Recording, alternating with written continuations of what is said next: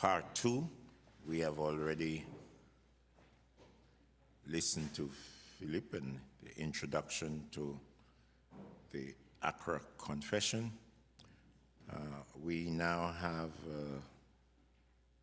the session before our break at 6 to interrogate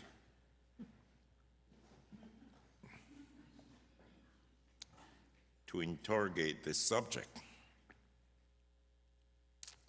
I'm sure we all listened to what Philip had to say, both what was truthful and what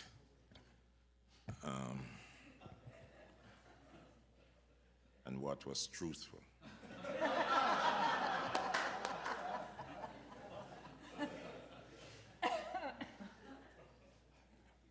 We have a diverse team, very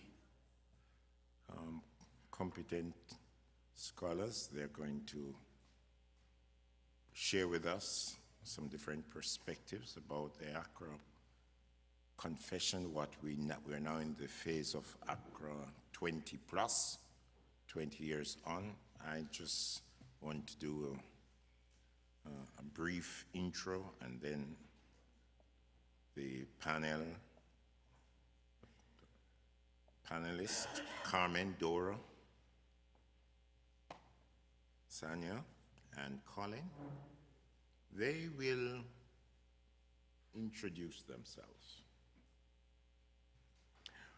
But let me remind them that whatever amount of time they use to introduce themselves, it will still be part of the time allotted for them to speak to the subject matter. My duty is actually to ensure that we get the best out of them and to ask them very nicely. If they run over the time, I will just let them know it's time.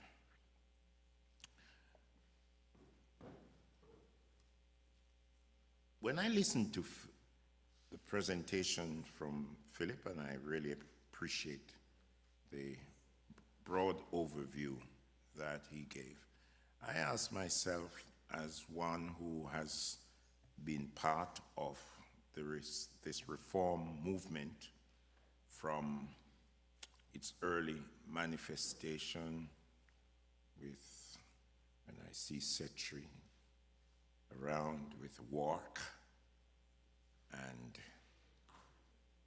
here we are with WCRC. We all know that we cannot speak about Accra Confession as if it started with Accra.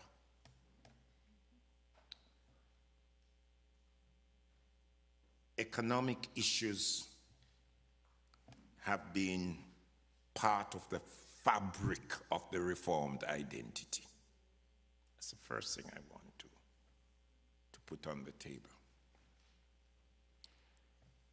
The whole idea of the Reformed theology is rooted in people experiencing fullness of life. And therefore, the coming together of the World Alliance of Reformed Churches. This struggle for economic justice through the different gatherings of work, as Philip reminded us, it was not just economy, it was ecology, both, because of that knowledge, that understanding from very early that these two come together. And the examination was not so much as an ethical issue to be explored, but consistently in the earlier manifestation of work, the alliance of churches, the language of it being a confessional issue began to emerge. But as usual, with Reformed identity, we must face up to the issue of having divergent views. We are not homogeneous. So we never arrive at consensus easily. We have to struggle. We have to struggle. Sometimes we hurt each other. Sometimes we have to learn to agree to disagree. And yet we remain one family. And this issue of economic justice has been part of this journey from, one could say, the 70s. So I want to bring home that point. We talk about 20 plus, it's much more than that. When Accra came, it was like the fullness of time. But before that time, there was what you could call a perennial struggle within the reform identity of making economic justice central to the identity of the reform faith expression. So in the 1977 gathering, it was there. It took greater thrust in terms of the discussion within 83, if those who are old enough to remember justice, peace, and the integrity of creation discussion, for which work was very much a part of the push for understanding how the reform faith and economic justice must find its integrity. And I must not forget, since Cetra is here, the gathering in Debrecen in Hungary from 1997. You look at the meetings then of work, it spoke about the process of economic growth, the increase in the power of financial capital. It even linked the media and the power of the media with the perpetration of economic injustice. I just want us to remember the past so that as we enter into the discourse of 20 plus onward. And I want to wrap up and end a bit with where Philip helped us to come to grips with the centrality of confession in all of this. I remember getting myself involved with a debate with a German scholar. He adopted the classical view of the role of confession, and as usual, confession and the Reformed faith is linked with those classical faith statements. And here we are being invited at CANAAC to talk about Accra confession. A lot of the world church is they're giving attention now to Nicaea. For them, that is confession. You want to talk about confession, let's talk about Nicaea. The Reform identity always carry a rogueness about it. And that's what I love about the Reform identity. It decides, okay, you like faith and order as your issue of confession?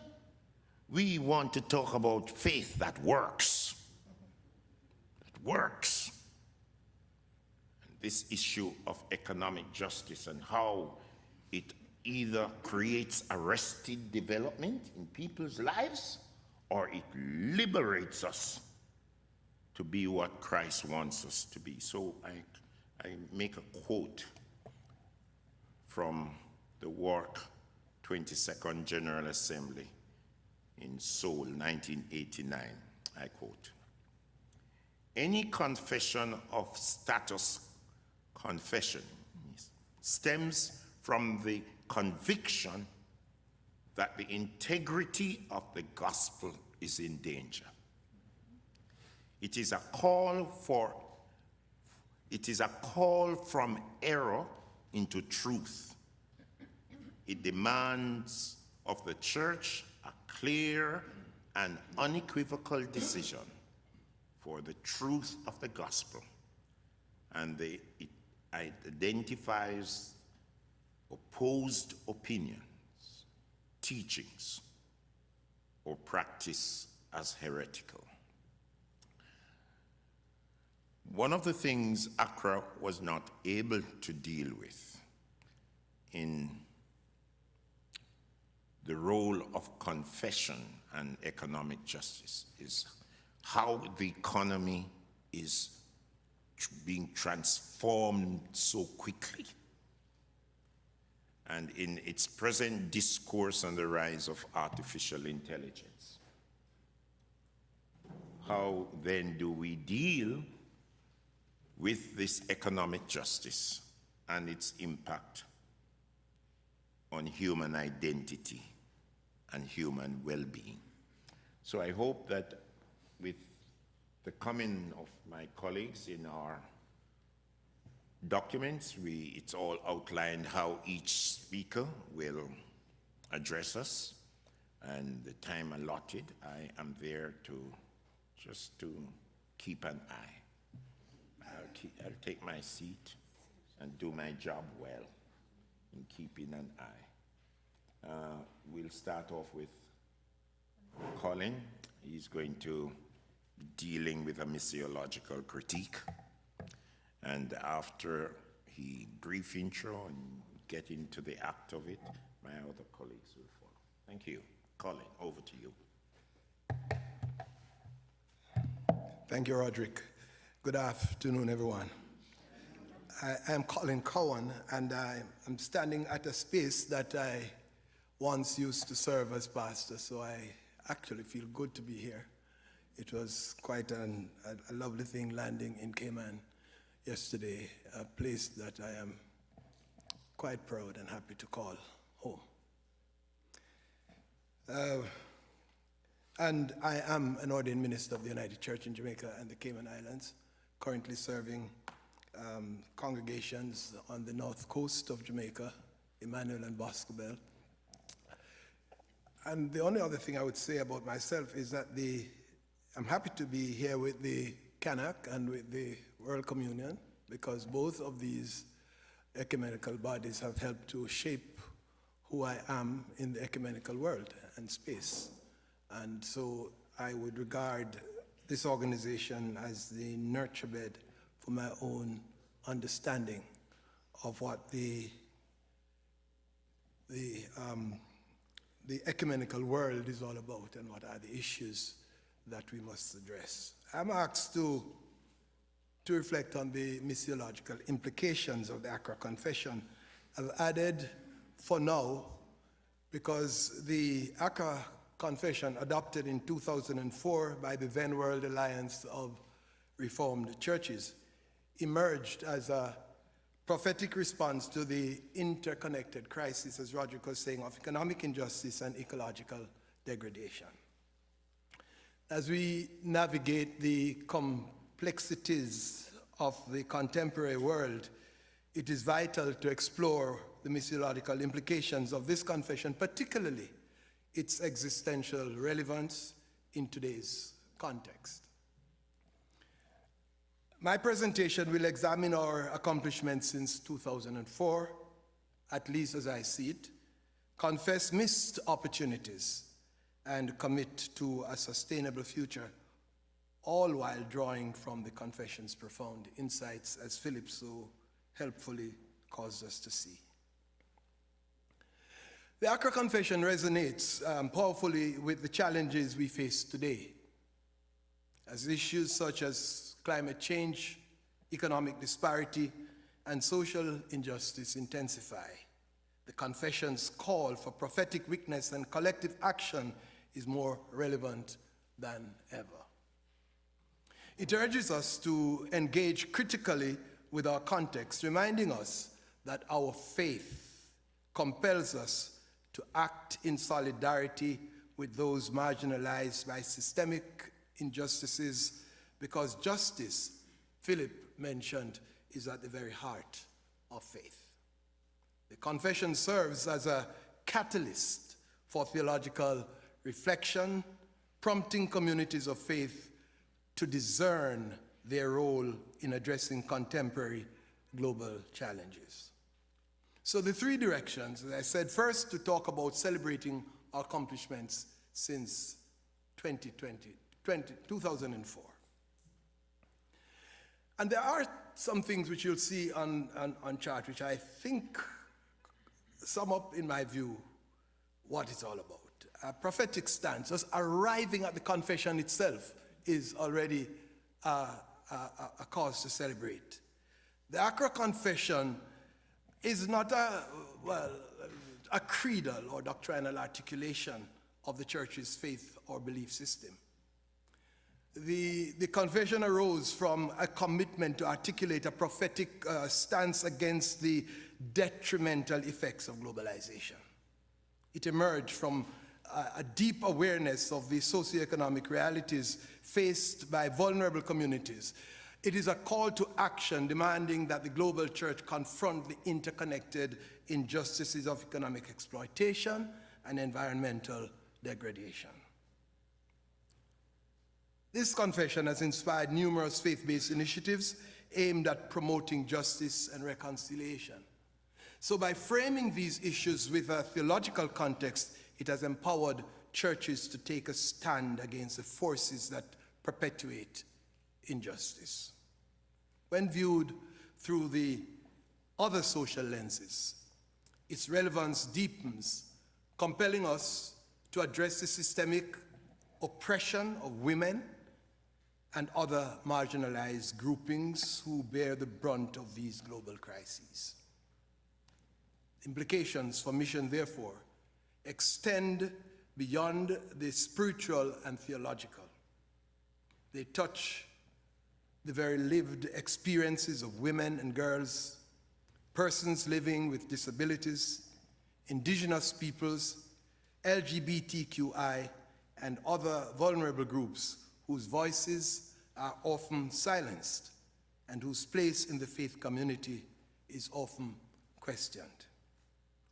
So that's the first accomplishment. Secondly, ecumenical articulation and engagement, what I call collaboration and solidarity. Since its adoption, the Accra Confession has fostered ecumenical collaboration and solidarity among diverse Christian communities. Numerous interfaith and ecumenical initiatives have sprung from its principles, creating space for dialogue and mutual support. Examples of these initiatives are, Philip already mentioned, NIFIA, the New International Financial and Economic Architecture, the ZACTAX, and the Legacies of Slavery Project. Churches and organizations have come together to advocate for economic justice, environmental sustainability, and human rights, embodying the spirit of the confession in some concrete action. Thirdly, the ongoing determination to keep the agenda of the Accra Confession alive is crucial for sustaining momentum in advocacy efforts. World Communion of Reformed Churches, the World Council of Churches, Council for World Mission, the Lutheran World Federation, and the World Methodist body, and various other regional bodies have been instrumental in promoting these themes and callings. All kinds of conferences have been held, and the one notable initiative is the Theological Education for the Economy of Life, which is gaining momentum in theological institutions such as the United Theological Seminary in the Philippines and the Zamba Theological College, Malawi, in partnership with the University of KwaZulu-Natal, South Africa. This commitment ensures that its theological insights continue to influence contemporary discussions around justice and sustainability. I then wanted to say that one of the things that the Accra Confession does is to make justice a welcome word. because it is a quest for peace. I was listening to Michelle Obama speaking to a group of people in Kalamazoo about women's reproductive rights.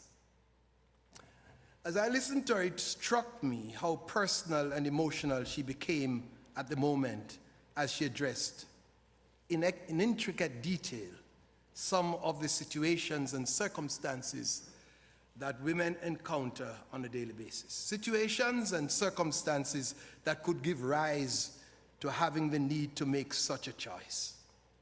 She invited the men in her audience to pay attention as she helped us to see how the women in our lives could be affected and how we could be ultimately impacted by such a right taken away from women by politicians. Doing justice is painful because the situations that call forth justice touch the very core of human struggle and suffering.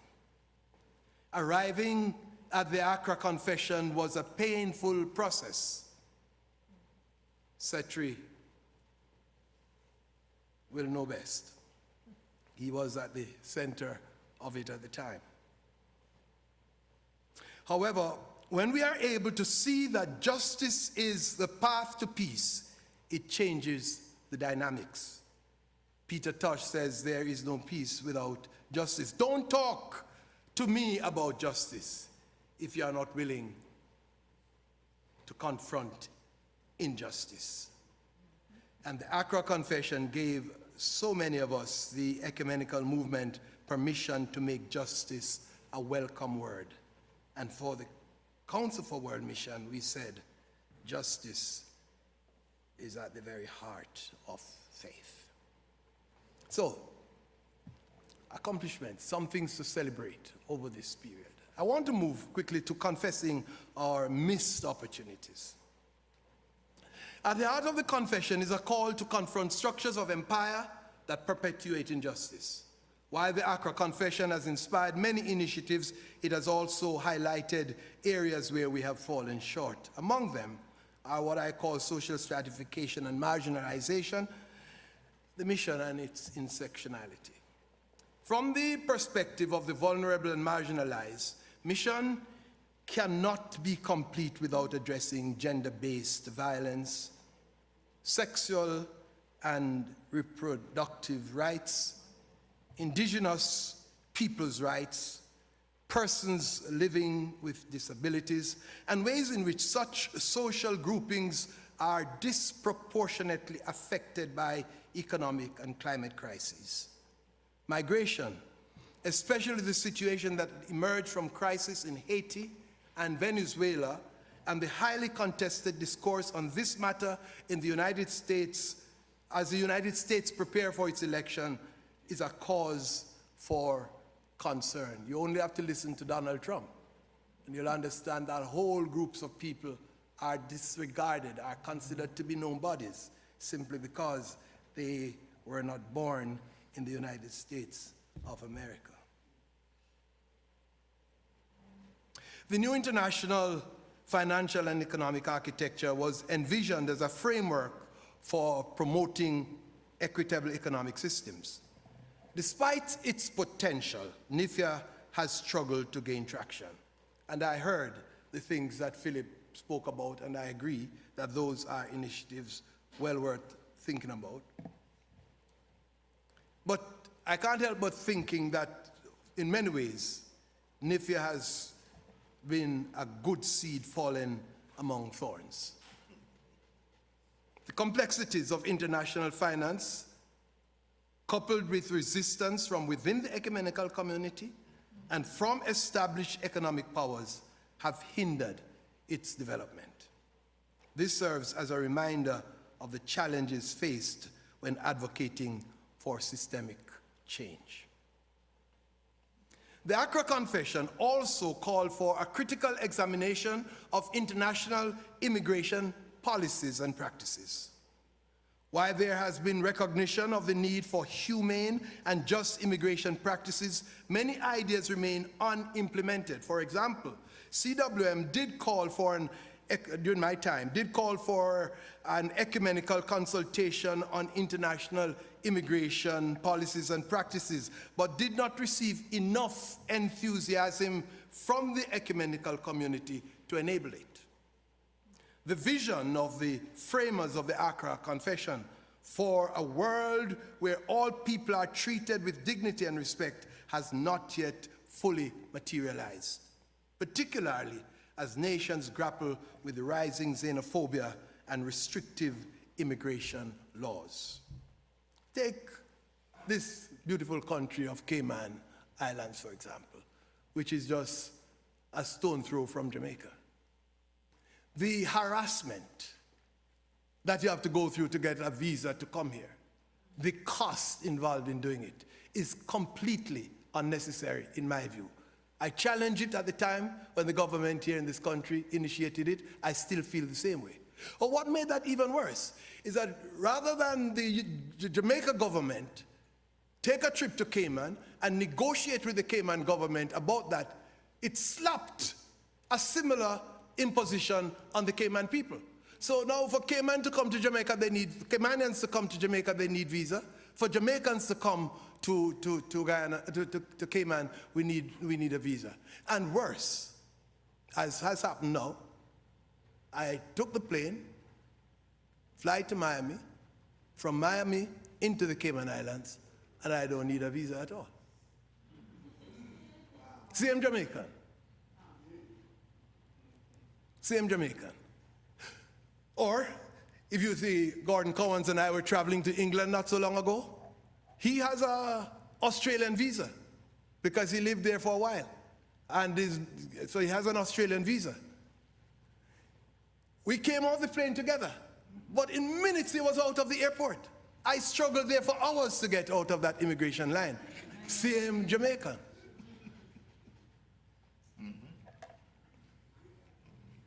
So, if you ask me, I don't think any country need to impose any visa at all.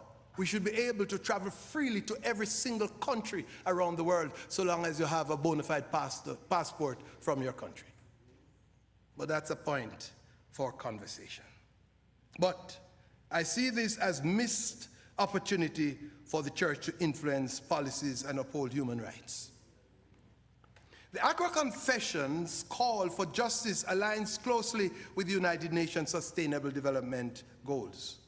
Zero hunger, good health and well-being, quality education for all, gender equality, clean water and sanitation, affordable clean energy, and the list goes on. However, active participation in these global initiatives has been lacking in some respects. Admittedly, many faith-based organizations have engaged with specific goals, yet opportunities for broader collaboration and points of common interest have been overlooked and or certainly not given enough attention. This disconnect suggests a need for greater alignment between the Confession's principles and the global sustainability agenda, and a demonstration that the church does not function as an exclusively private morality. Thirdly, committing ourselves to a sustainable future. I think this begins by talking about where Philip was, life-giving theologies. The path to a sustainable future begins with the affirmation and articulation of theologies that are life-giving. To this end, the Accra Confession offers a path for the Christian community to exit the safe zone of neutrality where we have tarried for long, and to engage traditional norms and practices that have remained unchallenged in many circles of the church. In a recent discourse on protecting women's reproductive rights, I said this: meta-narratives, normativity, and entrenched traditional beliefs and practices are to be re-examined in light of the ministry and mission of Jesus, so that those who struggle and suffer most may experience life in fullness, the life for which Jesus came. End of quote. Complicity and or silence in the face of patriarchy, white privilege, and unchecked greed, which breed economic inequality, rather economic inequity, and social inequality, and heighten the climate catastrophe is not an option. A sustainable future requires us to foster life-giving theologies and promote active participation in enabling life-flourishing communities. Looking ahead, the Accra Confession challenges us to commit to a sustainable future through practices that promote life-giving agriculture. This involves supporting local farming communities, advocating for environmentally sustainable practices, and ensuring food security for all. By prioritizing agricultural methods that respect creation and nature ecosystems, we can embody the Confession's call for justice in the economy and the earth. And then a crucial aspect of building a sustainable future is adopting a counter-empire approach to financing. We have talked about that. But I think this includes rethinking traditional financial models and exploring alternatives that prioritize community welfare. I want to say this, because this one I don't think we have said a lot about. Environmentally friendly and economically prudent burial practices is something that I believe need to be talked about. That emphasizing the preservation of the environment and proper stewardship of finances, reflecting a holistic approach to community care without diminishing the dignity of our beloved ones, must be considered. I think we spend far too much money on funerals, bottom line. And all these caskets that we put in the earth that only serve to continue to damage the environment cannot make sense. And yet, everybody is trying to do the same thing, because part of the thing we say, if I don't outdo the person who last had a funeral, it looks as if to say I don't love or value or respect my family enough. So there's a peer pressure on the whole of the world to spend millions of dollars on burial, when in fact all we are doing is continuing to damage the environment. And I hear that my time is up, so I just say alternative investment and financing approaches and solutions then become also an important one, where we have to find a way to bond together and to see how we build solidarity among ourselves to make all of this happen. And Roderick, you are stopping me at the time when I was just going to talk about reparation.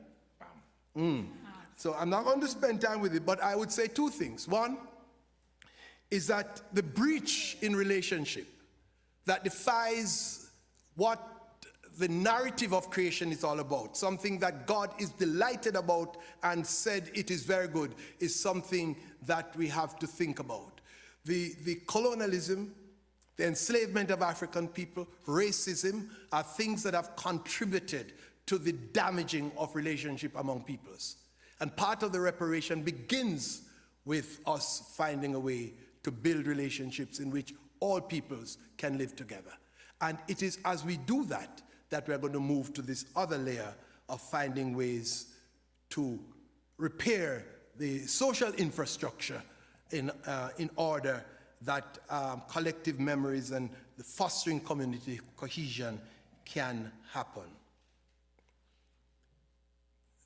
I just simply close by asking us to keep the momentum alive. We're to advocate for justice and sustainability. That has to be the path of all of us. And it takes you and me and all of us together to make it happen. If I had more time, I would play a little song, but we'll leave that for now, and maybe later we can get it. Thank you so much.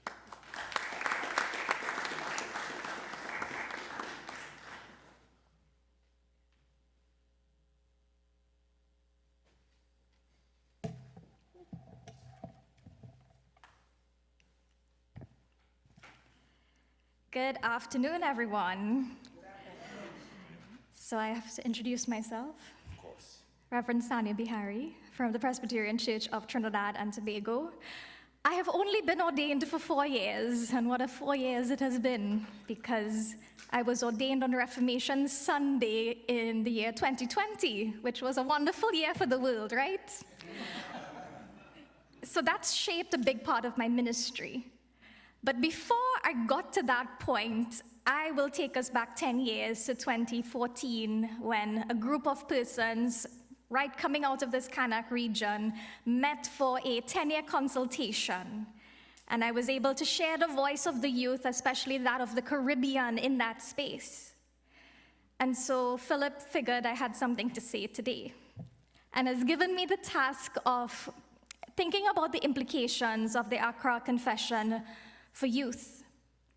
Now, we've heard a lot about systems. We've heard a lot about profit over people. We hear about the ways in which the environment is damaged.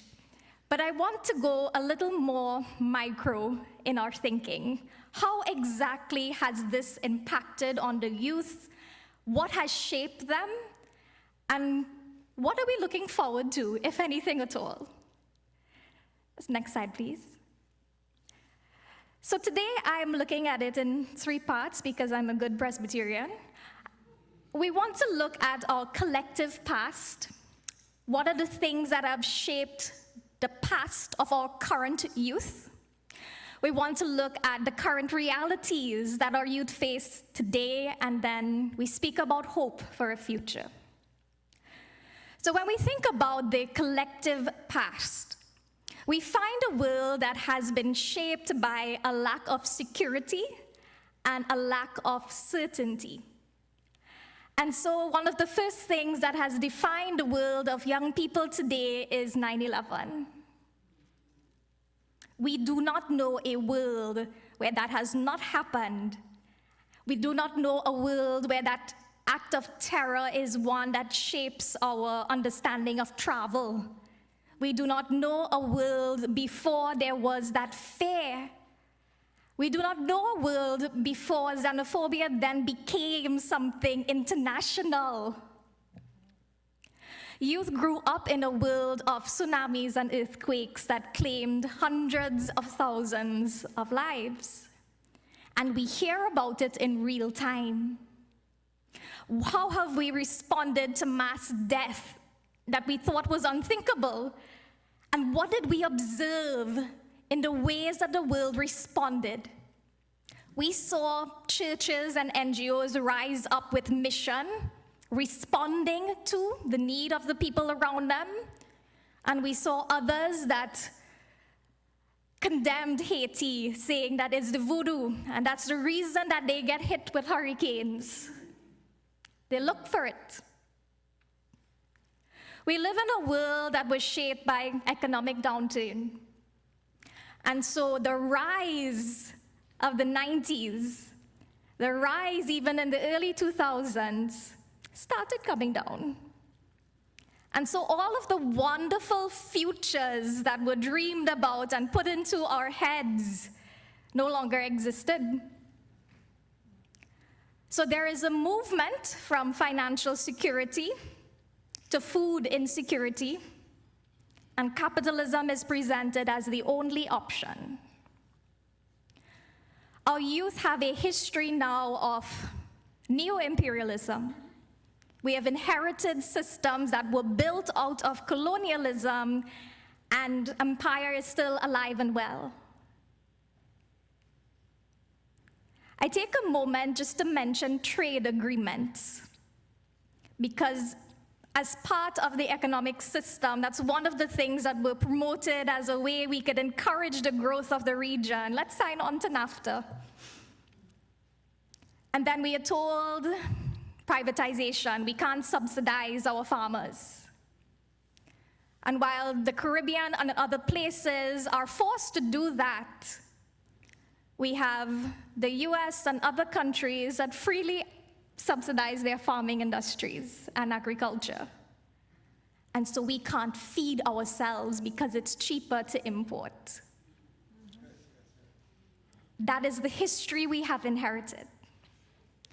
The last piece of history I want to name here is family expectations and trauma. Our parents would have grown up in a world where there was a stable job. You could stay at the same job for 30, 40, 50 years until you are retired. There were benefits that went with that job. One income per household was enough to raise a family.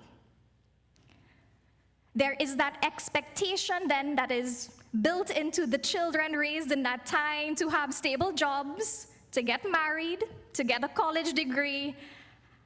And something that we don't talk about is that we have normalized abuse. That within family expectations, while there is that shiny outside that we present to the world, we also have families that struggle with domestic violence, with violence that was meted out freely to children. And then as they grow up, things we thought should have been left in the past by now are still perpetuated. And so this is the past of our Gen Z and our Gen Alpha and of our millennials, even though we don't fall into youth anymore. So let's look at our present realities. What have the things that we have condemned in the Accra Confession, what does that look like now? And so, of course, I must start with the COVID-19 pandemic.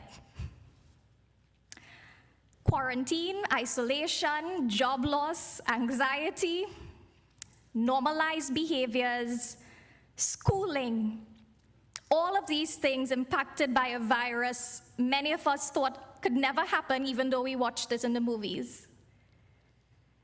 And it is a world that made everything very small, very quickly. In two ways, we were reduced to our homes, our rooms, and we were online, and so everything is right there. We're connected. Our young people are digital natives. Recently, I had to explain to a dear 24-year-old of mine what is dial-up internet. And how did we do research papers for university if we didn't have the internet? I did laugh at her. I'm not sorry. But she is one that would have grown up in knowing, having technology at your fingertips. And so things that would make jobs easier and may have made others' jobs obsolete, things that would have disadvantaged people who don't have that training. This is a generation that's very much trained in it because they live it. But with that, we have social media. We have the addiction that comes with it, the narcissism that comes with it. We have the cyberbullying that comes with it. And there is this act of dehumanization and objectification that goes beyond what we call human trafficking. And just that lack of humanity we see in one another because we can hide behind a screen can lead to things like doxing. So you release someone's location based on their IP address because you can trace it back and then send other people, or you can send police to their house. These are things we can do. Pornography. Trinidad has a distinction of being in the top 10 in the world. Go Trinidad. And the way in which that has damaged relationships. We live in a world today that is very small, and we've heard all of the ways in which globalization was upheld. And I remember my own university education where globalization is at the highest that we must strive toward. And now coming to that realization that it's not. And coming to understand the way in which our world then wants to draw its borders with deeper lines. So we move to nationalism instead of the global world that we were told we should live in. Our present reality is that many of our young people are unchurched. that having seen the way in which their parents and grandparents, more so grandparents, lived in the church, the way in which church was taught to them, did not make it viable for the times in which they had a choice. And so when mommy and daddy can't make you get up and go to church, I'll stay home and sleep. But more than that, church is not a priority. Church is not the center of the world, of our society. I know in Trinidad as well, we have this wonderful thing called a lessons culture.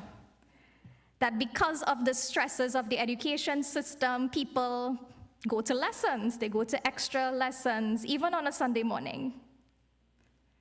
And that's another cycle of stress that is placed on our children from very young ages. And it's all because we want them to have a good job. And that's the argument.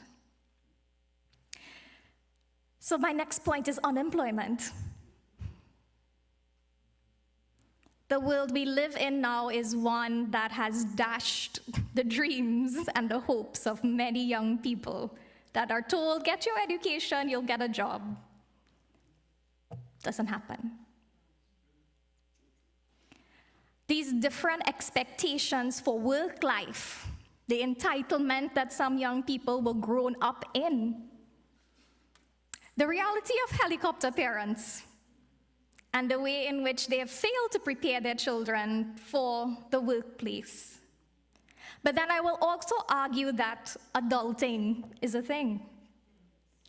That there is this drive for young people not to grow up, for us not wanting to take that step in development, and for having a preference for that work-life balance that is much more non-negotiable than older generations. And so corporations now do not know how to deal with Gen Z and Alpha. Corporations now are not certain how to deal with millennials, and they call us lazy. And so they fire them. They wonder, how do we make them conform? And we ask these questions about pay, compensation. Is this something that is actually capable of sustaining a family? When we take into consideration the debt for students, when we take into consideration levels of inflation in countries, when we take into consideration, can we afford to have children? And while we have those that get very depressed, we also have those that struggle on the other side of apathy. And so if we can't do anything, we can't do anything, I am going to engage in substance abuse because escape is better than reality. So will young people get involved in a fight for justice if they believe there will be no change? Our young people live in the climate catastrophes. It was prophesied 20 years ago. And I share a story from two young ladies I met recently from Kiribati. You might see it spelled as Kiribati, but the proper pronunciation is Kiribati. And their islands are sinking. Their land is no longer viable to grow anything. And these two young ladies have been tasked with the job of ushering in the death of the island, in essence. They have to stay there with their congregation until the very last person leaves, even if they do. They have to prepare their people for migration, to leave the land of their ancestors by force, because it will no longer exist. We live in a world that wanders, and I think I've said this to a few of you, and I do so with apologies because it's rude, but without apology because it's true. These are problems that have arisen over 20 to 40 years. why didn't you do something? Why do we have to fix it? And there's a lot of anger. And you will see that in the activists of today. And we don't like anger, it makes us uncomfortable, but it's necessary. I'll use a word, capital OC, that some of you may not have heard before. And this is really at the heart of the Accra Confession. Now, this is a term that we use to describe an era of world history that is most influenced by human beings and by the system of capitalism. And because of that, it has been shaped by the sacrificing of creation for profit. So if you ever needed one word for it, the word is capital OC.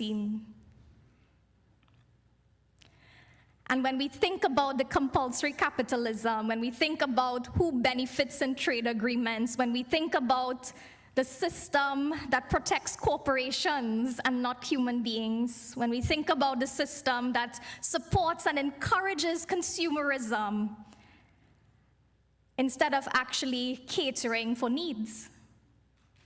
And we've spoken about AI, but I would specify the way in which algorithms work. The things that tell us what we think we might need, and then listens to us on our phones and shows us ads.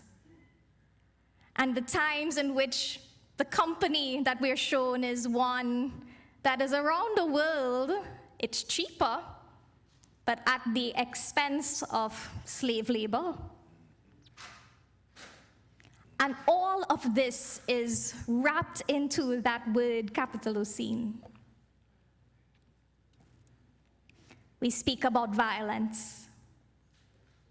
We face violence every day of our lives, whether it is streamed online, whether it is in our homes, whether we see it in our schools or our streets.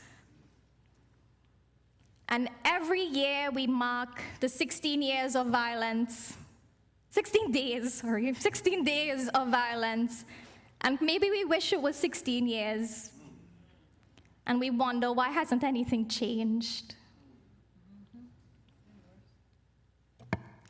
There is that lack of value for human life that continues. War and genocide.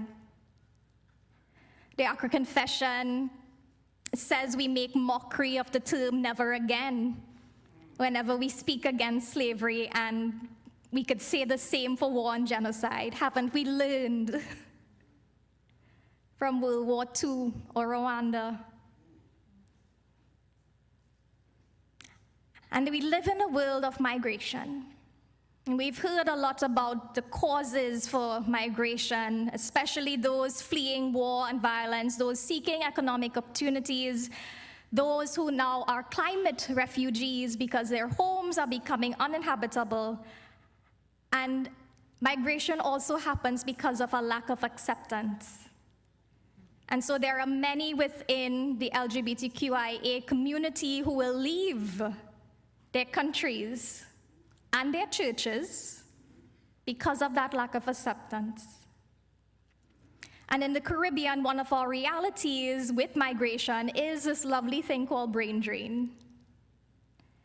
That those who do reach the higher levels of education either can't get jobs, can't get good paying jobs, or decide that, life, have a better chance at life outside. And of course, parents and grandparents encourage them to leave because foreign is better.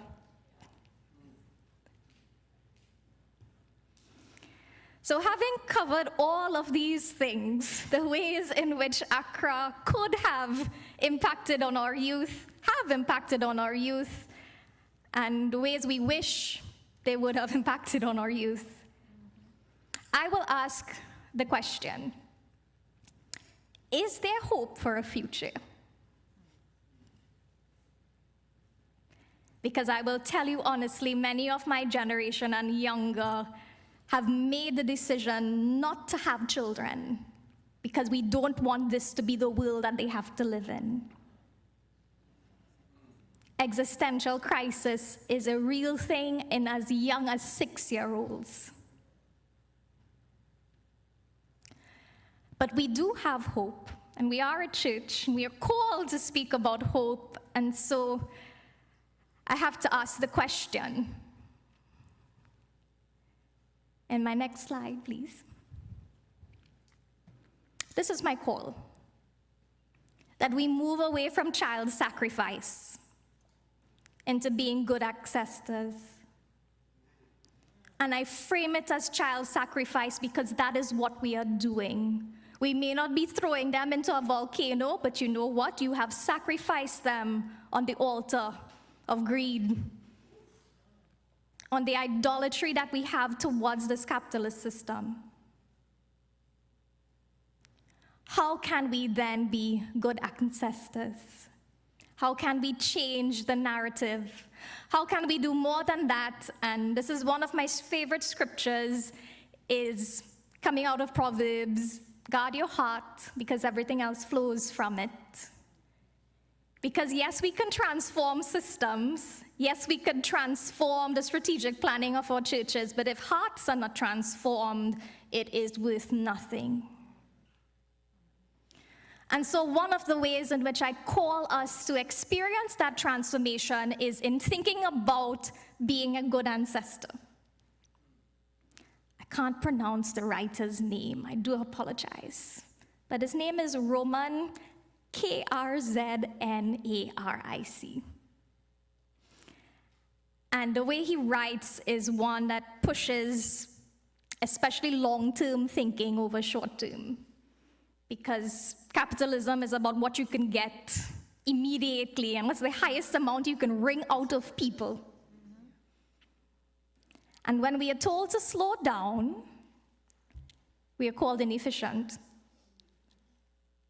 How can we be a people that then see the world not just what we have to live with, but what our children and grandchildren will inherit? How can we move away from that individualistic thinking that has been celebrated because we want to be ambitious, we want to be rich, we want to be prosperous, but it is at the expense of our communities? So it is a call for us to have communal thinking and community at the heart of our decision making. It cannot benefit the few. And the last thing I want to share with you is this lovely phrase called an economy of care. And truly, this is where hope lies. This is where we are told that there's a different way we can think about the way we operate with each other. Think about it. We start with the word care. Think about the birth of a child and the care that's involved with this infant. Has to be nursed, has to be cared for health-wise, has to be cared for hygiene-wise, has to be educated, has to be clothed, has to be sheltered, basic human needs. And then beyond that, because care is not just bare necessity. When we care about someone or something, we go beyond that. And so we think about the fact that in a care world, it is usually women involved in it. Women are the ones that do the mass majority of caring for our elderly and our children. And this is where the concept comes out of. If instead of focusing on catering to the wants of the few, we're able instead to focus on the caring for the needs of all, how different would that make our operation in this world? So friends, I encourage you, let's create this economy of care so that there will be hope for this future. Thank you.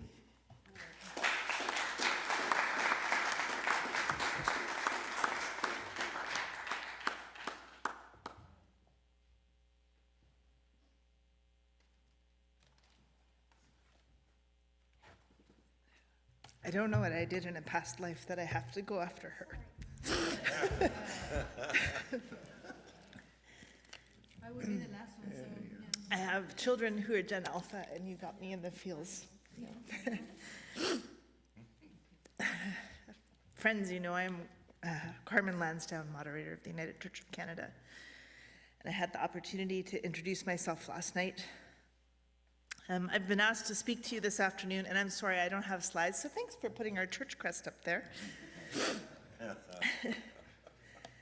I've been asked to speak to you this afternoon on Accra Plus 20 from an Indigenous perspective. And I kept thinking as I read and reread the confession about how insurmountable it still seems to address the problems raised in Accra. To borrow the title of a recent popular movie, it feels a little bit everything everywhere all at once. And perhaps that's how it should be. There's a meme going around on the social media of my Indigenous friends and family lately, and it says, "Today I was asked, what is most important to Indigenous people? The land, protecting traditions, your language, or your people?" I told him, those are all the same things. This morning at breakfast, when I was talking with Reverend Sanyam, we reaffirmed to each other, we know all these things that are in the Accra Confession, and yet the world hasn't changed. And I thought about President Najla's sermon yesterday about the fact that just because we don't have the power to change the death-dealing powers of the military-industrial complex is no reason not to say, stop the killings. And I thought about our initial evening gathering on Friday when talking to Reverend Dora, who asked, when did we start to tolerate death at such an incomprehensible scale? It could be that 20 years after this bold statement from Accra, the context in which we find ourselves is disheartening. And as we were reminded in our service yesterday afternoon, that the heart of our faith remains, death will not overcome life. And we must live as examples of that transformative and productive hope. I was thinking, what can I say as an Indigenous woman that adds anything to this beautifully prophetic text? And then I thought about what is different culturally between the cultures of Indigenous peoples and those from Euro-Christian backgrounds.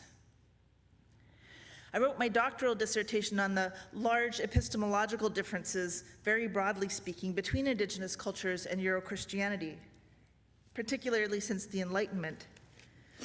As someone with my bachelor's degree in history, I felt particularly affirmed by the idea that in the Euro-Christian philosophical tradition, history is presumed to be objective and chronological. And there are enough people from communities and contexts made marginal by structural oppression in this room that I don't have to go into the question of whose history gets recorded. Exactly. But in Indigenous worldviews, generally, at least in North America, history and time are not seen as chronological, but circular. Our past, present, and future are bound up with each other like an intricate ecosystem. And the purpose of telling our history is not to establish an objectively concrete chronology of what happened in the past. Our purpose in telling history is ethical and pedagogical, and the ways in which we tell our histories are rooted in story. Bringing me tissues. God bless you. Thank you. This led me to consider the Accra Confession itself and why it hasn't become a living and breathing document in our churches. Sure, our ecumenical officers and justice staff may know its contents, have worked so hard on the outcomes and the programs that came out of it, but it hasn't become an embodied teaching to people in the pews for the most part. The truth is that these kinds of statements or arguments don't change our hearts. That's not to say the important words that are in this document aren't true. Of course they are, now more than ever. But they don't resonate with us very well on the heart level. I had the opportunity during seminary to study Hebrew Bible with the Reverend Dr. Pat Dutcher-Walls, an amazing professor who also this year serves as moderator of the Presbyterian Church in Canada. I took a class with her on the book of Amos and social justice, and we learned what it was about the text in Amos that would have been so very effective in preaching a prophetic word in its own time. And then we were challenged to rewrite portions of it, drawing on our own time and picking a contemporary social justice issue. I chose structural adjustment policies and their impacts on Bangladesh, as one does. Yeah, you can laugh, that was a joke.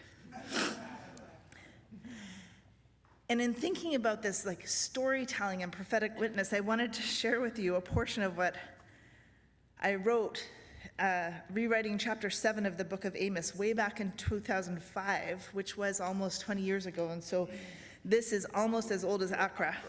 It's my Accra. Your Accra.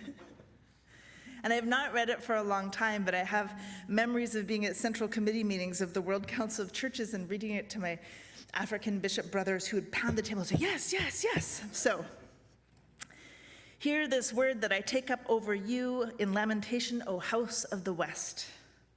Collapsed, no more to function are your markets. Capital stayed in frozen accounts with no one to invest for your profit. For thus says the Lord God, the company that invested $1 billion shall have 10,000 left, and that which invested $1 million shall have 100 left. For thus says the Lord God to the house of the West, seek me and live, but do not seek interest payments and do not enter into free trade agreements or require structural adjustment policies. For transnational corporations shall surely go bankrupt, and international financial institutions shall default. Seek the Lord and live, or he will break out against the house of Bush like a fire, and it will devour Washington with no one to quench it. Ah, you that turn justice into tax write-offs and shred integrity into empty words, the one who made the oil reserves and uranium and turns the earth on its axis around the sun, who pushes the currents of the ocean and leads the streams and rivers down to the sea, the Lord is his name. Who makes destruction flash out against the strong, so that the strongholds of the elite are no longer. They hate the ones who call for accountability, and they abhor the one who exposes their deceptions. Therefore, because you trample the poor and prevent them from their taxes and take from them taxes from their very flesh, you have built great empires that hold the world's fortunes, but you shall not rule them. You have deforested the earth for your agribusiness, but you shall not be healthy from eating their fruits. For I know how many are your transgressions and how great are your sins, you who disenfranchise the honest, who use bribery to buy your power, make up lies that poverty is self-inflicted. Therefore, those who are wise will wait and watch for now, for it is you who are the axis of evil. Seek good and not evil, that you may live, and so the Lord, the God of hosts, will be with you, just as you have said. Hate evil and love good, and establish justice in the gate. It may be that the Lord, the God of hosts, will be gracious to the remnant of imperialist Christendom. Therefore, thus says the Lord, the God of hosts, the Lord, in all the boardrooms there shall be waiting, and in all the streets they shall scream in terror. They shall call the sweatshops to mourning, and those skilled in pessimism to wailing. In all the transnational corporations there shall be wailing, for I will pass through the midst of you, says the Lord. Alas, for you who desire the day of the Lord, why do you want the day of the Lord? It is darkness, not light, as if someone fled from a market crash and lost all of their assets in a hostile takeover, or went into the sweatshop to goad their workers towards efficiency and was burned in a fire due to unsafe conditions. It is not the day of the Lord, darkness, not light, and gloom with no brightness in it. Hear the word of the Lord. Probably, if I was rewriting it now, I would have made more reference to gender-based violence and how the raping and pillaging of the earth is deeply connected to gender-based violence within human families and communities. There is something in the prophetic tradition where when we draw on the things that we know can happen or the things we know have happened, earlier parts of that rewrite, I had lots of imagery about 9/11. It makes the story more tangible to us and in ways that are terrifying. The Accra Confession attempted to speak a prophetic word, but did it go far enough? Was it terrifying enough that it seemed like the worst would come true unless we repented of our collective sin? The prophetic tradition requires those daughters of justice, anger and courage. And I struggle with this. There is a place for righteous and courageous anger in our tradition, and there is equally a necessary place for hope. One of the reasons Jesus' existence was such a challenge to the systems of power was that he refused to play by the rules of empire. I found myself challenged last night by Najla's exhortation of us about the Middle East. No one wins and no one loses. We simply cannot accept any more killing. Like the pianist she alluded to in her sermon, Najla herself was practicing stepping outside of that established power struggle. We are called to have a preferential option for the oppressed, and our prophetic tradition, at least in my denomination, would have us preach in righteous anger and solidarity with our Palestinian siblings. We can see so clearly what is wrong and what is at stake. And the message of Jesus is clear. It is not only about what is right or wrong, but about letting go of all of it in service of the freedom possible to us through productive hope.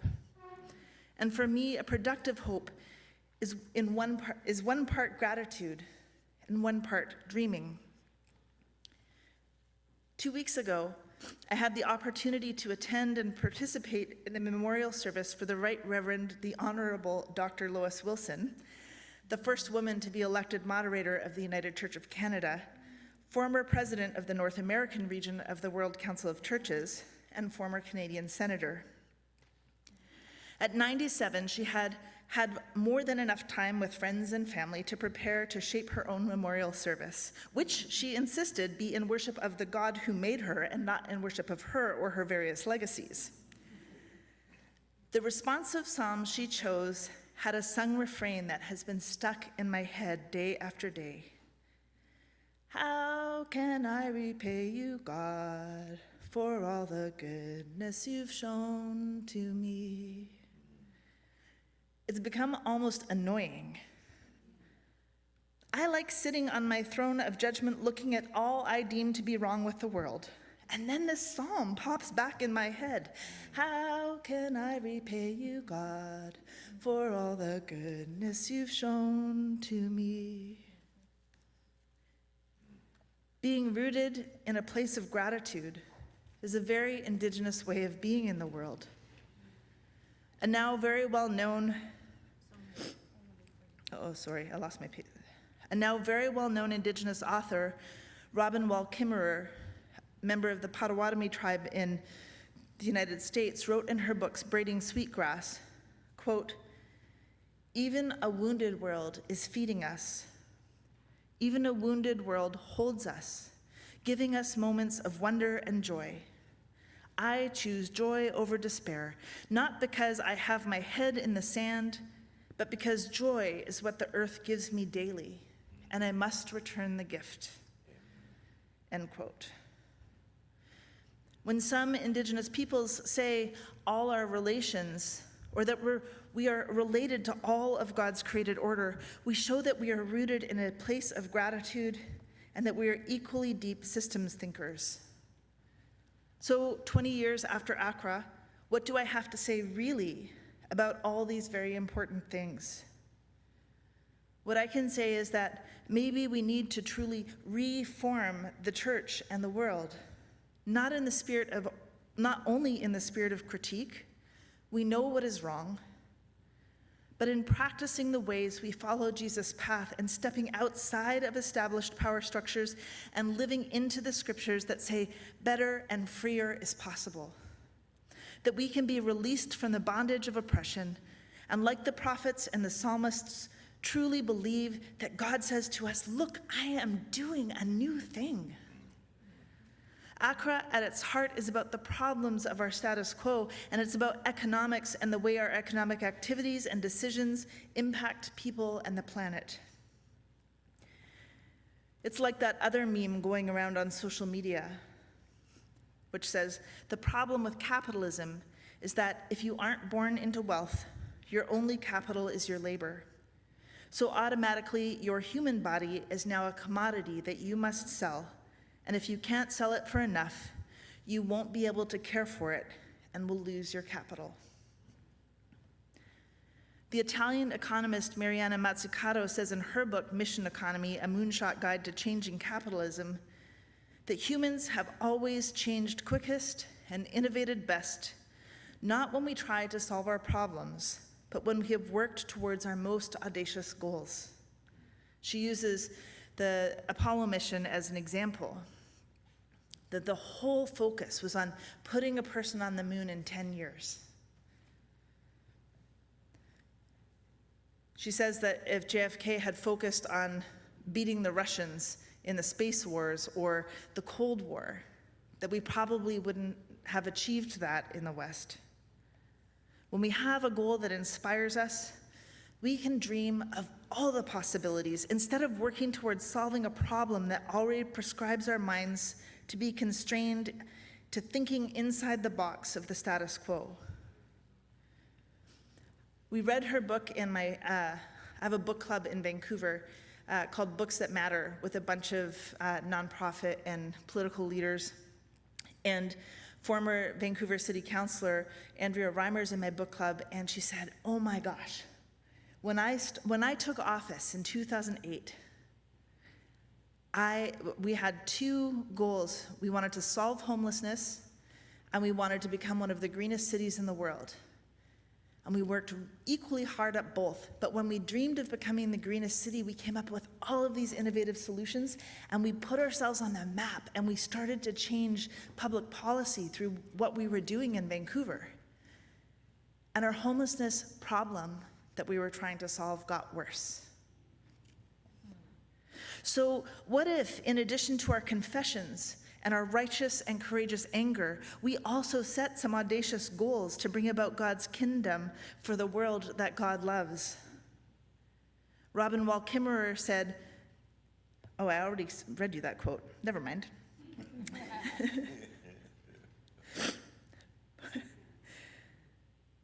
What if, in our reforming of the church, we took a play from Jesus' playbook, and at the same time as we witnessed the deeply dehumanizing experience of the most oppressed, we also aspire to no more killing. We aspire to the celebration of life. We aspire to joy and gratitude. What if we stopped only preaching prophetic words about the world's problems, but preached an inspiring world of hope? What if we promoted the world that is possible when we persevere in our witness, knowing that we can, in fact, do all things through Christ? What if our Chiang Mai statement is not, in fact, a confession, but a dream? We remember with gratitude that we are not alone. We live in God's world. We dream of a world where we believed with every fiber of our being that a world is possible, where our economic decisions center the potential impacts on people and the planet as a guiding ethic. We dream of a world where we are always guided by a commitment to justice, one that guides us to God's peace, which still surpasses our human understanding. We dream of a world where every young person can realize a vocation and support themselves using their gifts and skills in a way that serves the world. We dream of a world where we are accountable to each other and to God in that covenantal relationship Philip talked about earlier. We dream of a world where all women and children are safe. I don't have all the answers, and I certainly don't have more time. So I will leave you with one last quote from Braiding Sweetgrass that that will hopefully whet your appetite for a productive hope, grounded in the belief that a new heaven and a new earth is possible. This is her vision for what the world would look like. Know the ways of the ones who take care of you, so that you may take care of them. Introduce yourself. Be accountable as the one who comes asking for life. Ask permission before taking. Abide the answer. Never take the first, never take the last. Take only what you need. Take only that which is given. Never take more than half. Leave some for others. Harvest in a way that minimizes harm. Use it respectfully. Never waste what you have taken. Share. Give thanks for what you have been given. Give a gift in reciprocity for what you have taken. Sustain the ones who sustain you, and the earth will last forever. End quote. What if, church, what if we dreamed that to build on our Accra confession, that the next reformed statement was an affirmation of the good, an affirmation of life, an affirmation of all that makes possible the ability for both people and the planet to flourish, an affirmation of an economy of care. Let's work towards that.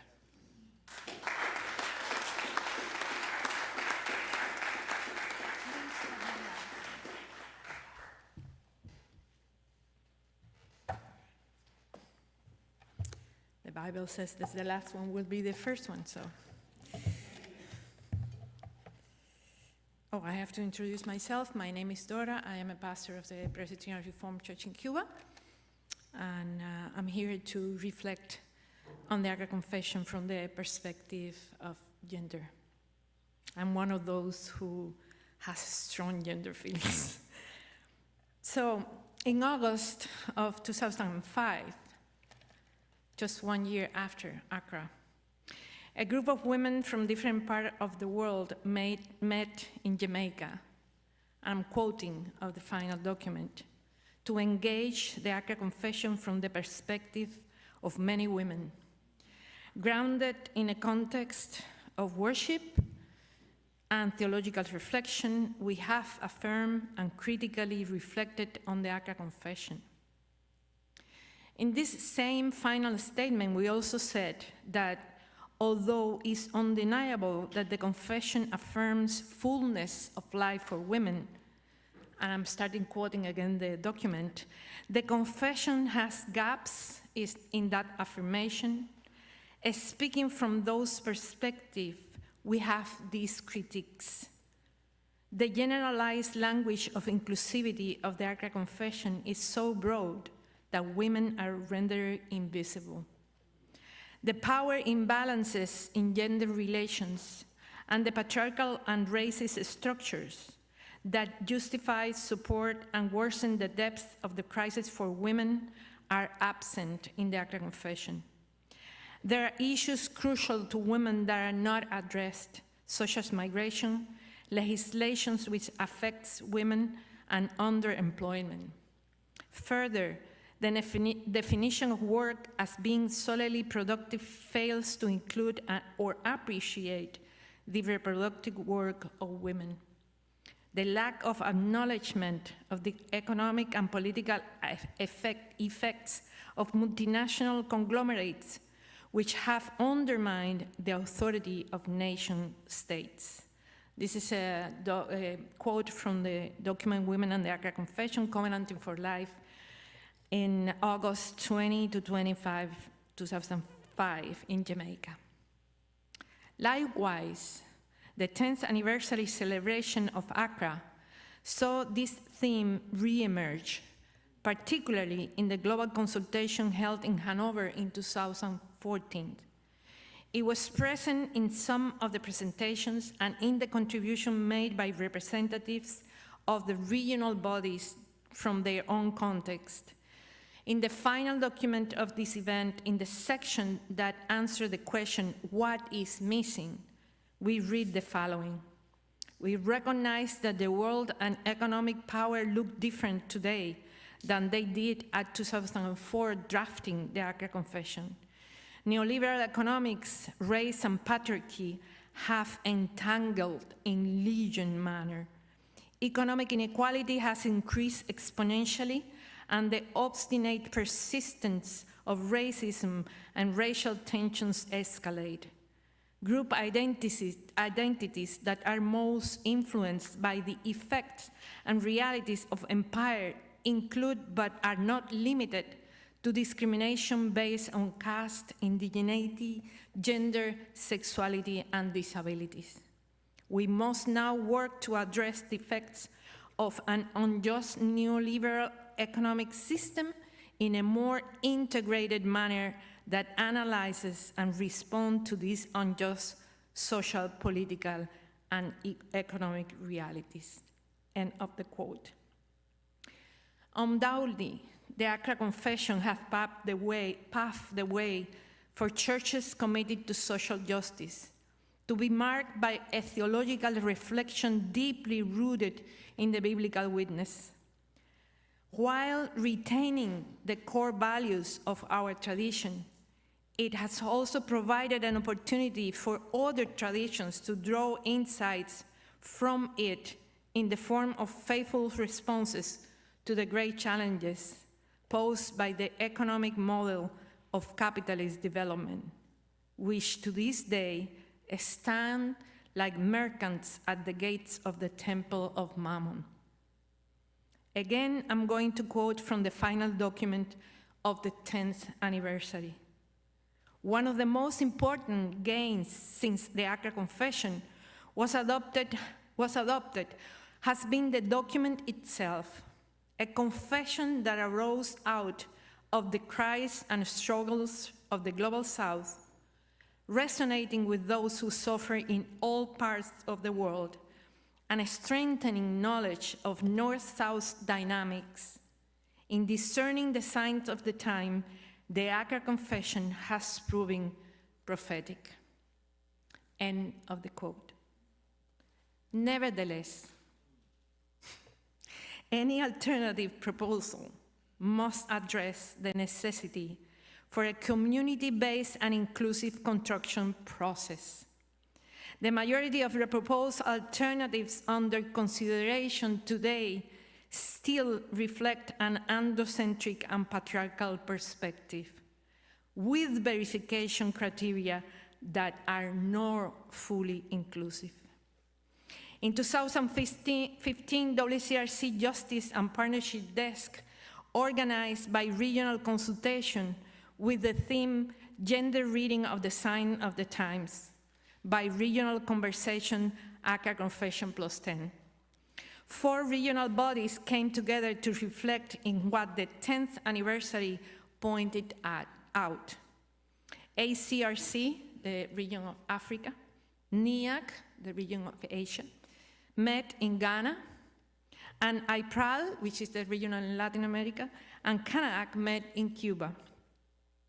Both meetings reinforced the need of moving forward within WCRC family to achieve some of the goals we have been agreed at the United General Council, including the issue around women ordination and the equal representation to the General Council. A quote from the final document from the consultation in Ghana follows: work at amending policies and constitutional provisions that impede the full participation of all, for instance, in the area of women and ordination, so that men, women, youth, and children are not only represented, but have a voice. Enhance the network between the member churches, regions, and the international communion, and support their work, as well as ensure fair representation in the same for all delegations. And then in Matanzas, we said, we are called to a mission of justice that requires from us public and political action. We are called to denounce the unjust systems and to work toward justice and equity. to articulate new models of relationships, and to sojourn with the people for and toward peace. In that walking with the people, we are expected to denounce the way mass media continues to create images that encourage discrimination and the commodification of people. This requires a church leadership that is committed to our Reformed faith and mission and to those projects through local, national, and regional acting. End of the quote. I personally witnessed the effort WCRC made toward the General Council in Leipzig in 2017, in which we struggled with member churches for the equal representation. Also, we approved the Declaration of Faith of Women Ordinations. Those big steps were the logical results of these conversations, consultations, especially the exercise to listen the voices of women around the world. Nevertheless, there is much more to do. The Accra Confession did not adequately address the need for an intersectional approach to understanding and addressing contemporary injustices. This approach should recognize that today's injustices manifest in different forms and expressions, and most importantly, that they feed each other. Patriarchal normativity is the underlying ideology that supports all development models and economic and financial designs.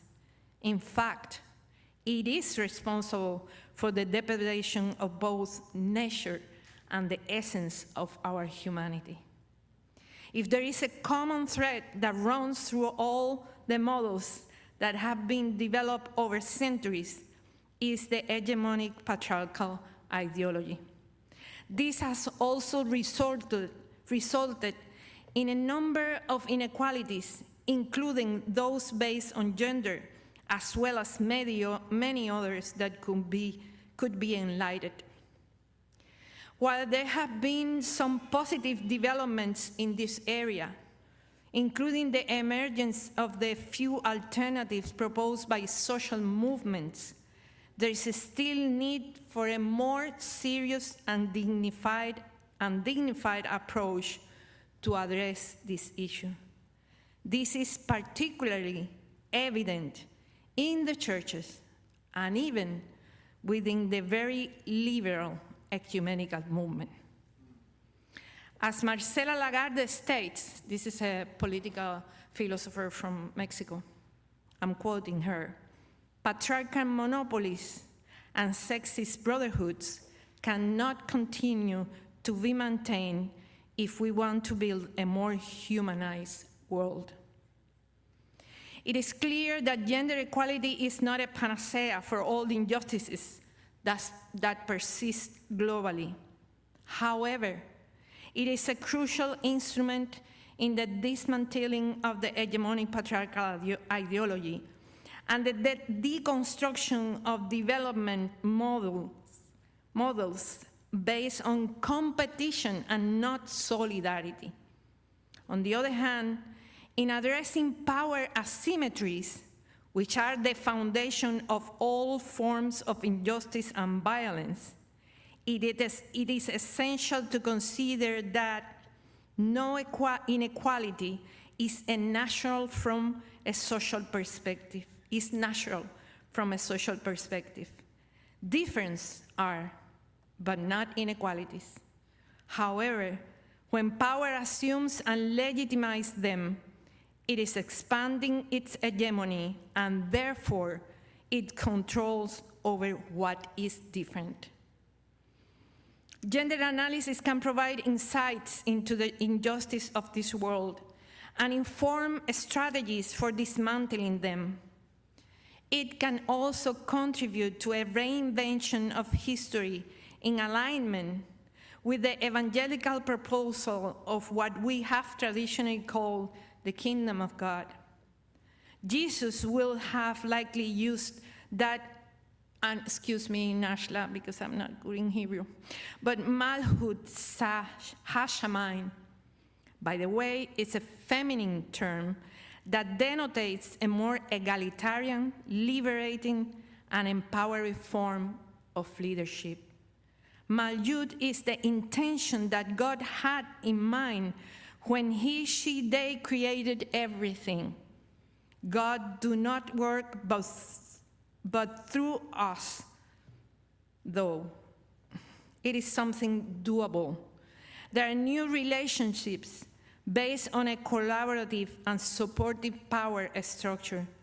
This power is not exerted over others or over nature, but rather in partnership with them. Today, as we celebrate the 20th anniversary plus of a milestone in the history of the ecumenical movement, the integrity of our faith in God and our discipleship as Christians, which is a phrase taken from the Accra Confession, an economy of the household of life, another phrase from the Accra Confession, must reinforce theological reflection with the perspective and methodologies derived from feminists, queers, Black, Indigenous people, and numerous other voices, particularly those directly affected by the injustices experienced by humanity and the environment.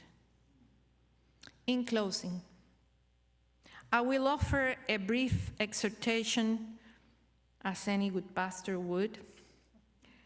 We must adjust our sails and chart our course to navigate in deeper, rougher, and potentially more dangerous waters, though more consistent with the evangelical mandate to seek justice. The one that which Mary proclaimed in her Magnificat, which throw the plans of the proud and overthrown the powerful from their thrones in order to exalt the humble, to shower with good things the great hunger multitudes, and to send away empty-handed those who accumulate vast wealth in a convulsive and exhausted world which groans in labor pains and urgently awaits the arrival of the good news of new heaven and new earth. Thank you.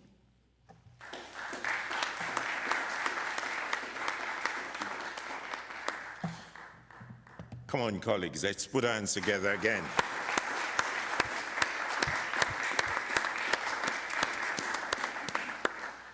This was like a marathon, but like a, being Jamaican, we like to see good races, So for me, this was like I was at the National Stadium watching athletes running. And you notice how I had good athletes. I didn't even say anything. Yeah. I just allowed them to get on. And if there was any room for me to harass, I took it out on Colin. And but I thoroughly enjoyed the discourse and from the different perspectives. Colin started off hitting home, challenging us about this, the prophetic stand of Accra, and how it propelled the community into a wider ecumenical engagement, and how we have this challenge of keeping this Accra Confession alive. 2004, here's Setri with us. And for those of us who were at Accra, I tell you, I remember vividly the tensions. And it was almost on the brink of failure, whether or not we would have had all agreeing, our northern colleagues, some of them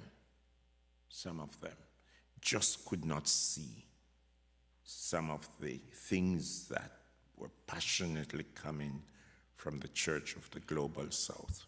But in the midst of all of that, God's Spirit allowed that diverse family to say yes together. And you know, sisters and brothers, you would not have thought 4 years after that prophetic stand of Accra, we had the global economic crash in 2008.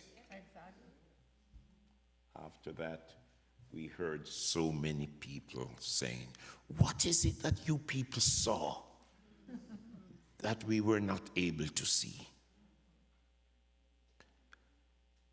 By 2008, Accra was on the lips of even theologians who did not believe in it.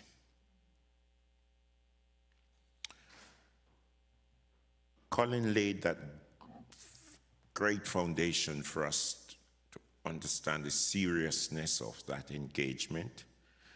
Thanks, son. Sanya, you're so troublesome. Pains my heart. But notice she doesn't know what it is to blush. She just tell it as it is. And there were some just, I don't know, I was up here just typing away some of those gems that came from her. The reality of young people and how she ended her discourse to move from child sacrifice to become good ancestors, and her interpretation of the continuation of child sacrificing in diverse ways, and with the most gospel imperative, guard your heart and move towards that economy of care. Carmen point, her signpost came within the lens of indigenous perspectives and the whole circle of life.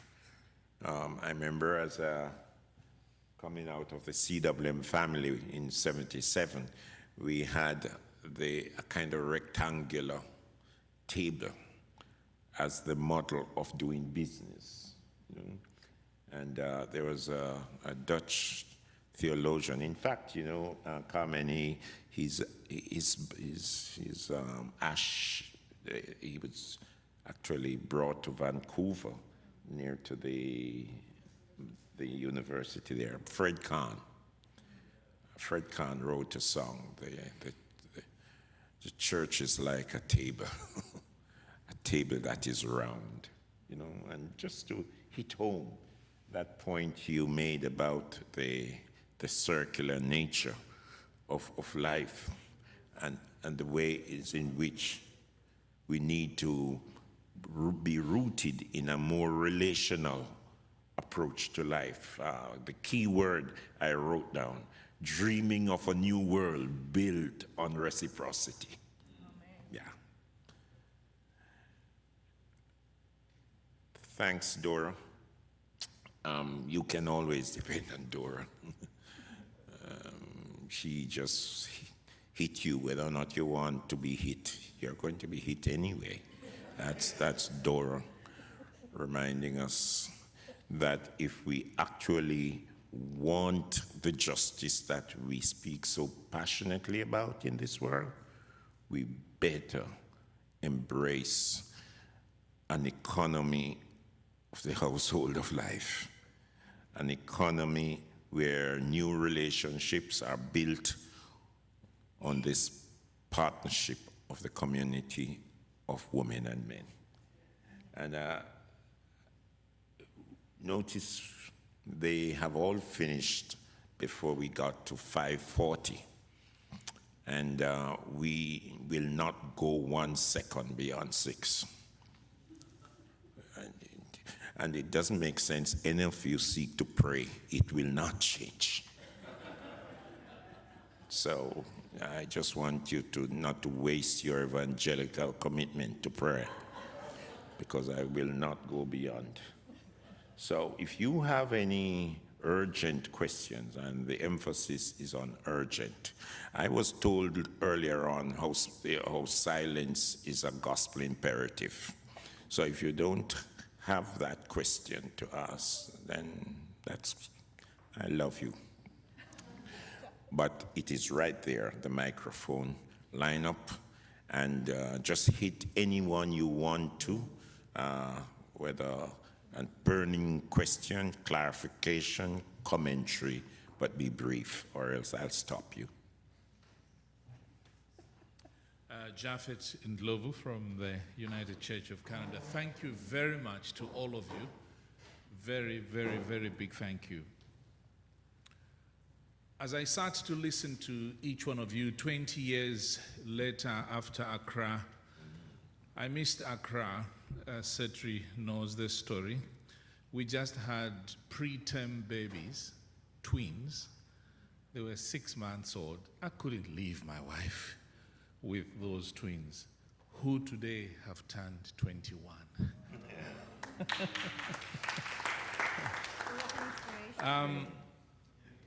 As an ecumenist, one thing as I get older that is worrying me most is the process in ecumenism we call reception. The process on how the things we talk about come down to the small Christian community and eventually have impact on transformation of life and living. Accra, 20 years later, I go to Zambia, my birth country. I go in a village where my grandmother used to go to church. They have no idea what I'm talking about. I go to Kenya, the land of my love, where my wife comes from. I was a minister of the Presbyterian Church of East Africa there. And I would go in rural areas, Accra confession, and they say, which planet are you coming from? I come to Canada, and in Newfoundland, as a minister out there, in a rural part of Canada, and I bring all this jargon of Accra confession, and the chair of the board says to me, my son, come down and speak to us. Don't stay up there, we can't hear you. My question about reception is, how can we really help these things to be animated in a way that they are discussed, that they have an impact at congregational life?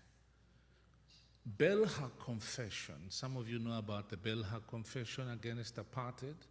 If there was a success, because I was a student doing my PhD work in South Africa those days, if there was one success, is that each congregation was given time to study. And I went to so many groups of churches who were talking about whether it is right, no, they can't say this. There was a lot of animation and conversation. I know the ecumenical alliances that have happened, the study that has happened, but I'm still missing something regarding reception. What is the wisdom? What should we do in order to help one another ahead? Thank you. Next comment, please. We're going to take a round, and colleagues, you decide how you pick one, okay? But we will have only 4 questions. Thank you, moderator, and I also want to say thanks to the presenters. Very inspirational and challenging as well. And actually, I'm coming on the same point that was just raised, with 20 years having passed. And so what I noted on my paper here is, and maybe early in the day because we have some days to go, but are we at a place where we need a revised standard version of the Accra Confession based on the reflections that we are hearing? And do we need a mechanism for the restudy of the confession at the grassroots level? And with the technology that we have available to us today, how do we use that to engage? It may be early to answer the question, but maybe a good time to begin to think about those who would not have been exposed to this over the past 20 years. How do they now come on board to engage it? Thanks. Two more questions? And forever. Hold your peace. Comments?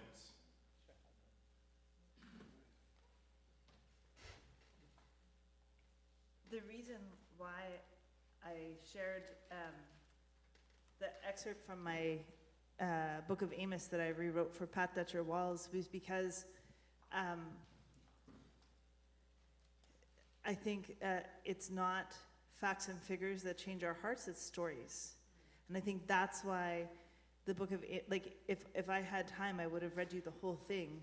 But there's all kinds of imagery about, like, what will happen if, like, for 3 transgressions and for 4, I will not revoke the punishment. And there's all kinds of imagery in the early chapters of, like, planes crashing into the Twin Towers and things that were real to us that we knew had happened, framed as a consequence. And that's from that, you know, righteous and courageous anger perspective. And you know, it's not only telling stories, but how we tell our stories, right? You know, Japhet, that I have been working in the Regenerate program with a cohort of 30 paid accountable ministry personnel from across our church. And we've been talking about communication, but also the delivery of our proclamation. One of the most consistent pieces of feedback I've had that really is, you know, I feel flattered and also disturbed by across our church is, and I don't know if I told you this, but I've told other people here, gosh, moderator, it's so good to hear somebody preach as if they believed every word. So I'm grateful. I am perceived as an effective preacher, especially given my current office. And I think, my dear colleagues, what are you doing from the pulpit? That you're not transforming hearts.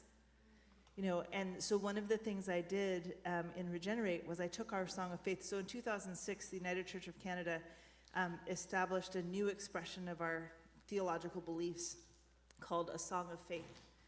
And it's like 17 pages, I think, in the form of a poem. And I read it to this cohort as if it was a poem and not a statement. And their eyes lit up and they said, moderator, we could use that in worship. And I said, yes, that's what it was intended for. They studied it as a document in school, but until I read it to them like a poem, it didn't touch their hearts. And I think that we have to find ways, and we do have all of the tools of technology now to create video resources or interactive websites or all kinds of things that actually break things down into our, like, 2 minutes max that we have for attention spans. Maybe it's a series of YouTube shorts, I don't know. But it's the stories that we tell, and they're important. You know, my cousin started an AI, a human-controlled AI firm that studies, does communication insights at the depth of focus groups, but the scale of polling. And they did a study with the Democratic National Convention about how can Republicans tolerate how much Donald Trump lies? Because the fact that he lies, 16 times a minute or something is like a proven fact at this point. And what they found was that they know he lies through his teeth, but he tells their truth with a capital T, which is the system's not working for poor white people in America, in the United States. And when those poor white people in the United States are telling their story and they're repeating these lies, and then Democrats come at them and throw facts and figures about what they're saying is not true, it just reinforces that the system's not working for them.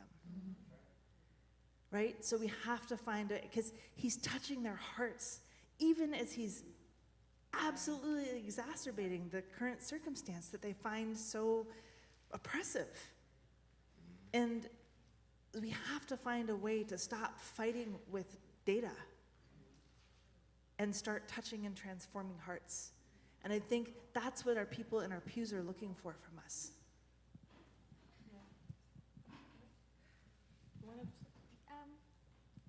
I didn't have too much to add to that because that was my thinking as well. You know, stories is always the thing that changes us. And a style I've been learning recently is called godly play.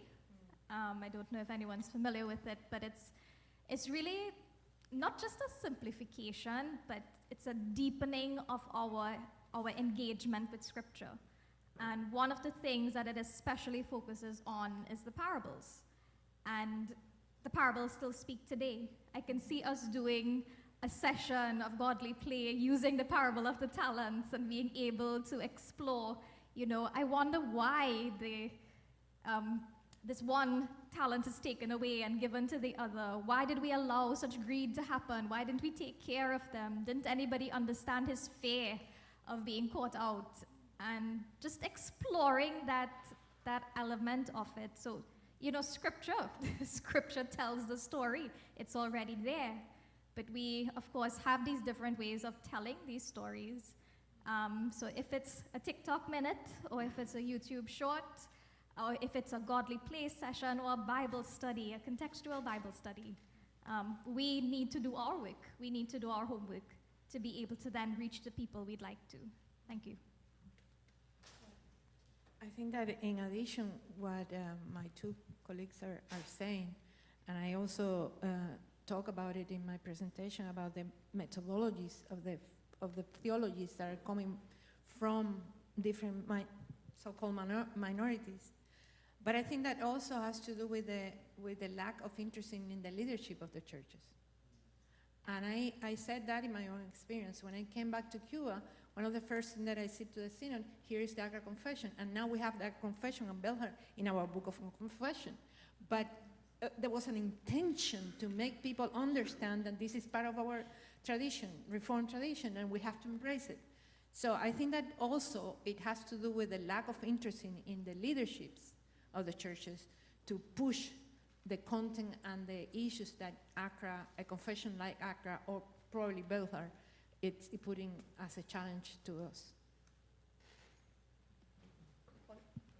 Let me just add that, well, when I listened to Carmen speaking, I was getting quite excited about the dream.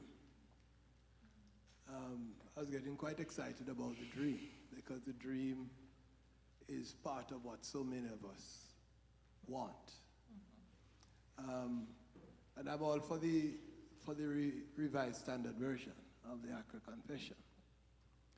But I have to say that perhaps the question that resonates most is a question that the young person on this panel asks. And that is, why did we not fix it?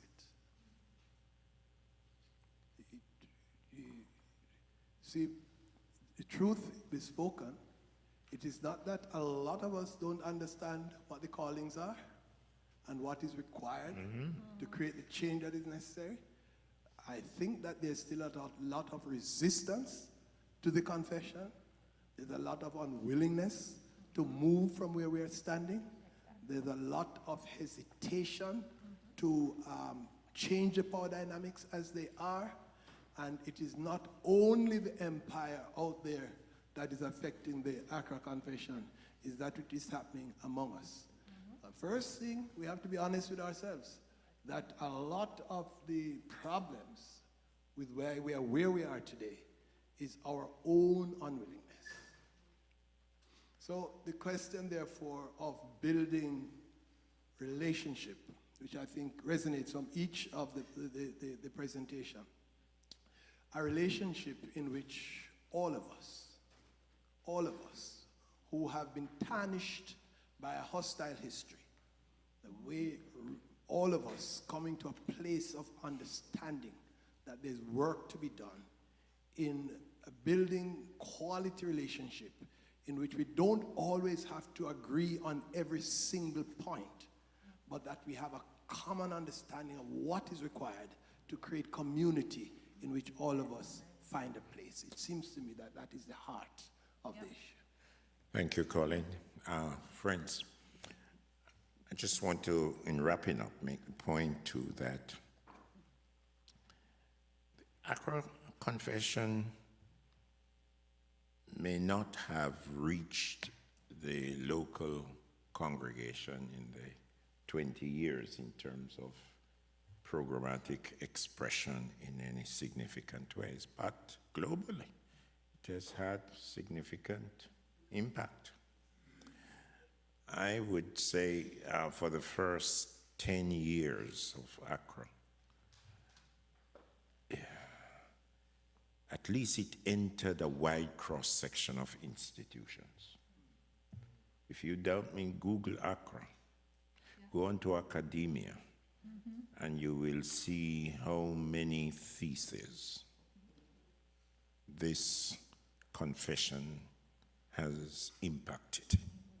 So, at a certain level of leadership development globally, the Accra Confession has changed some frameworks of how people engage their perspectives about reading the signs concerning the nexus between theology, economy, ecology.